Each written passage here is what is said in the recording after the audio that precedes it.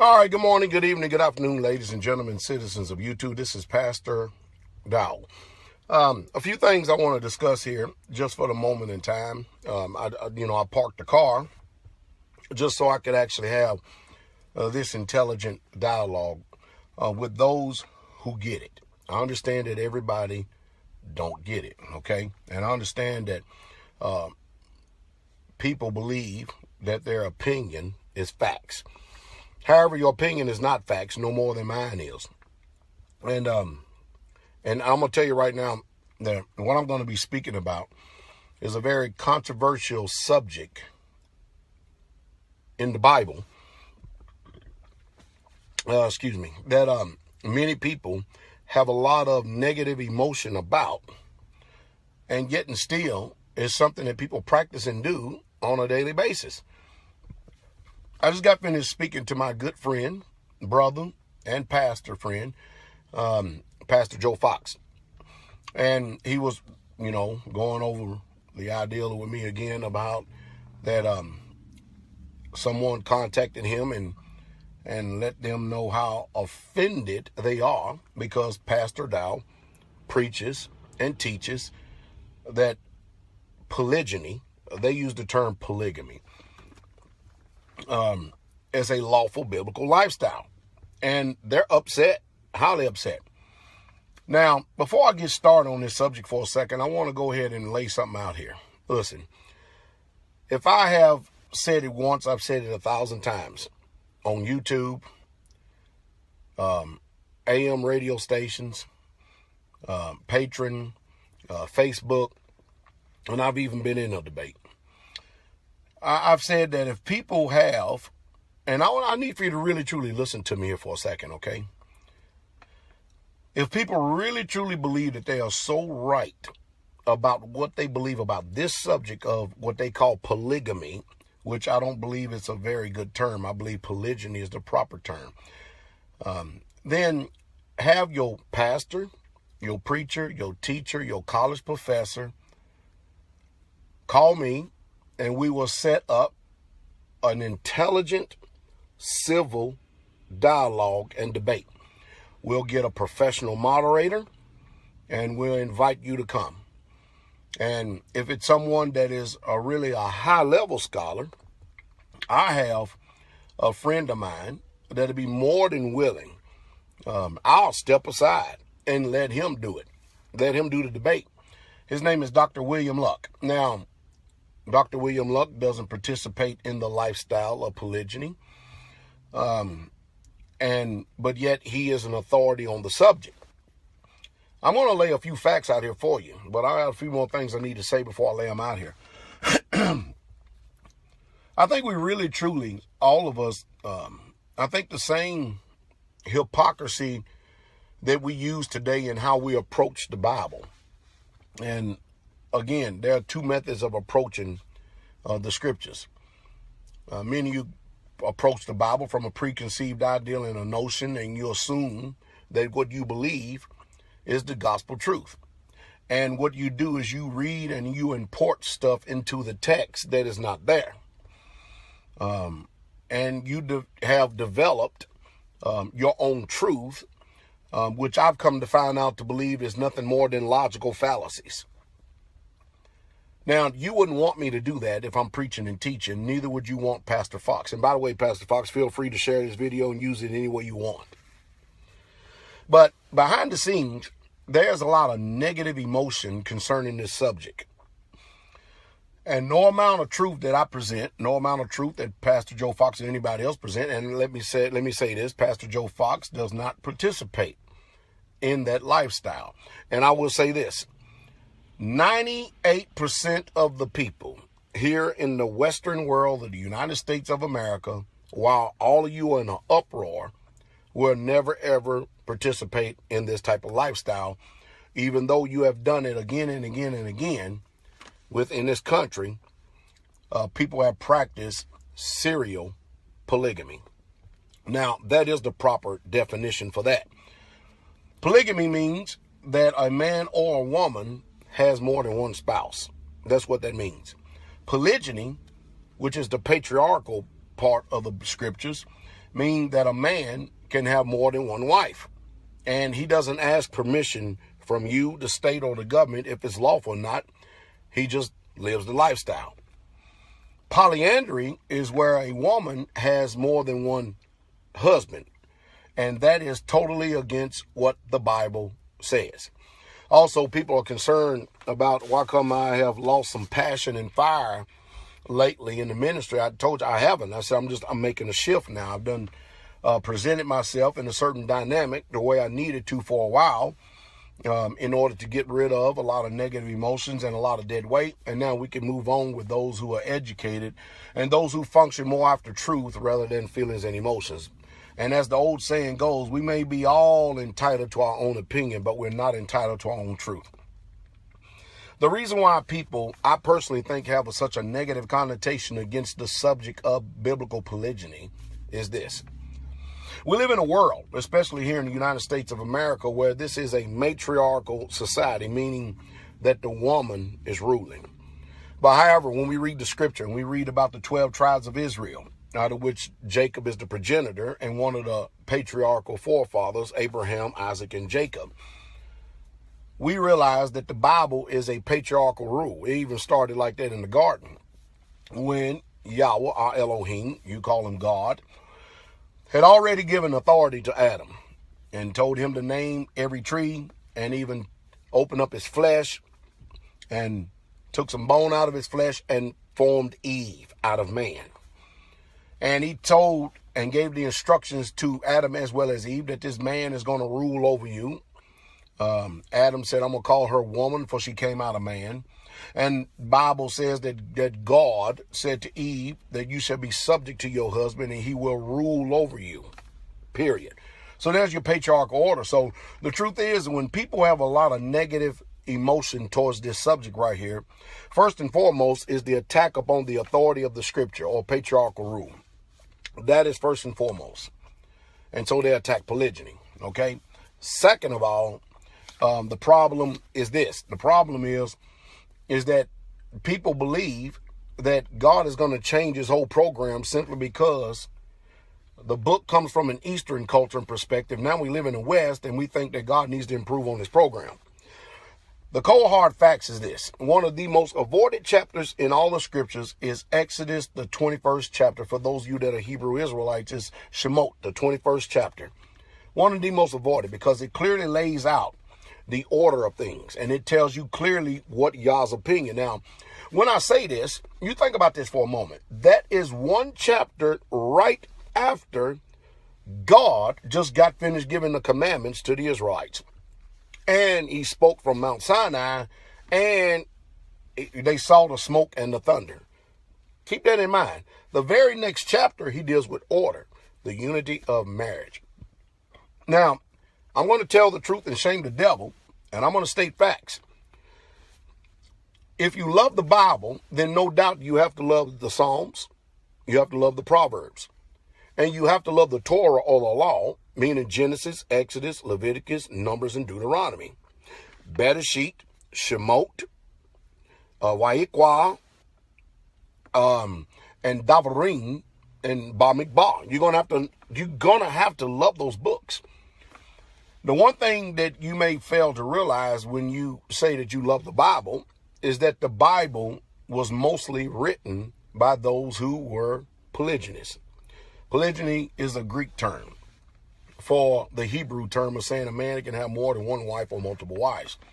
Let's look at this concrete facts right here. Did Abraham have more than one wife? Yes, he did. Abraham not only had more than one wife, but he had concubines. Did Jacob have more than one wife? Yes, he did. He had 4 of them. And out of it come the 12 tribes of Israel. Did Moses have more than one wife, the custodian of the law? Yes, he had 3 of them. Did David have more than one wife? Not only that, David total had about 8 total combined wives and concubines, 18 consorts. Solomon, 700 something. Well, we know what happened with that. The bottom line is no matter how hard people try to fight against it, they can't. And so many people go run to the New Testament and get under the illusion and the delusion of translation, not knowing what the word means or the word one, meaning Mia. All right, we're at the 10-minute mark right here. And later on, I'll add part 2 to this. And I hope that this some way, somehow, bring some type of edification, exhortation, and comfort as we try to educate you in this subject. And hope that you allow truth speak greater than your offense. Okay, I'm back here just a moment to still continue on with part 2 of biblical polygyny. Is it lawful? You know, I'm finding it hard to find words to kind of comprehend the reason why people hate this particular lifestyle so much. I understand. I get it. I get the fears. I get things that people think and believe. I really, truly do. But my question to you is why do you not have an outcry against all this fornication or all this illicit sex that's going on and these people having children outside of wedlock and all this so-called dating stuff? Because none of this stuff is biblical. It's not in the Bible. But anyway, I just thought I'd throw that out there. But I don't understand why this society here is so troubled by it. But let's go and deal with facts and not opinions, okay? The majority of the patriarchs in the Hebrew community, Hebrew Israelite community, and I'm talking about Abraham, Isaac, and Jacob. If you believe the Bible, then guess what? You're going to see them in the kingdom. They were all polygynous, and they all had more than one wife, with the exception of a few, like Isaac and stuff. So what people do is whenever they can't find anything biblically against it, they continue to keep their personal opinion and assertions, or I call logical fallacies.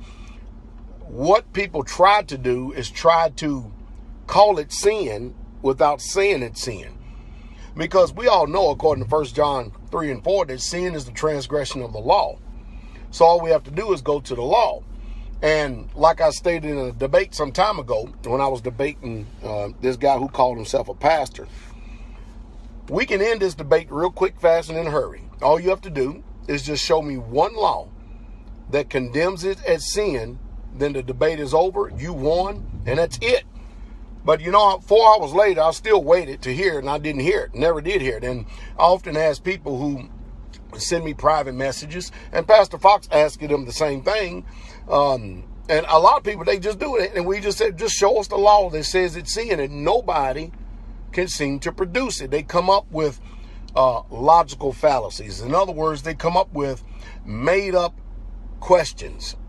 You know, the Bible teaches foolish and unlearned questions avoid because they do gender strife. So these people come up with foolish and unlearned questions, foolish and unlearned statements. Let me give you a couple of facts here, okay? You remember when Hagar took off and left from Abraham? She took her son Ishmael and she just took off and left because of the strife that was going on with her and Sarah. And I'm going to deal with that one too. What did God tell her to do? God told her to go right back. Now, mind you, God knew that Abraham had already had sex with Hagar and produced Ishmael, Abraham's firstborn son. And if polygyny was, or a man having more than one wife was so evil, why did God send Hagar back, knowing that she was going back in that type of lifestyle? People say, well, people who are in polygyny or polygamy have problems.